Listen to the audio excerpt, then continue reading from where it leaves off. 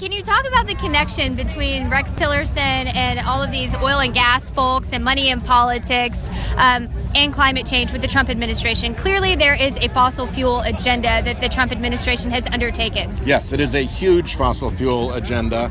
And if you look at some of the fossil fuel front groups and how much they're spending on politics, one of them, Americans for Prosperity, that's what they call themselves. They always have to have the a front group funny for the name. Koch brothers, Yeah, oil billionaire exactly. Koch brothers. God forbid they should put their own name on it. They come up with these funny front group names.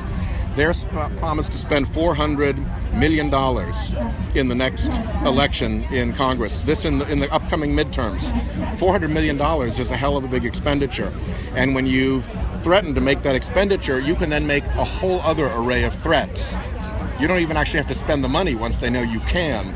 So between the spending and the threats, the fossil fuel industry and its front groups have basically shut down the conversation about climate change in that building. And that is a shame. That's not the way America's supposed to work. And I think a lot of activists were, really dissatisfied with the Obama administration. And yes, there were problems with his administration and taking action on climate change. But we have a complete reversal. You now have the Keystone XL pipeline being, fast-tracked. You have Rex Tillerson in a position to lift these oil sanctions on Russia. What can senators like you do to stop Rex Tillerson from lifting those oil sanctions on Russia for drilling in the Arctic? Well, it's hard right now because we don't control any gavels in the House or the Senate. So our oversight authority is limited to what the Republican chairman and committees will tolerate.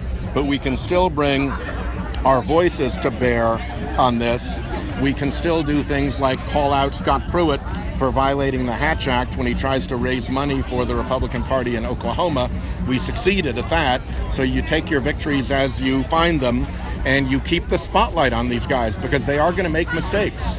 When you have a conflict of interest, it will lead to corruption as the night follows the day. The current under the surface makes the mainstream get so nervous. It's time for purpose, for news to serve us.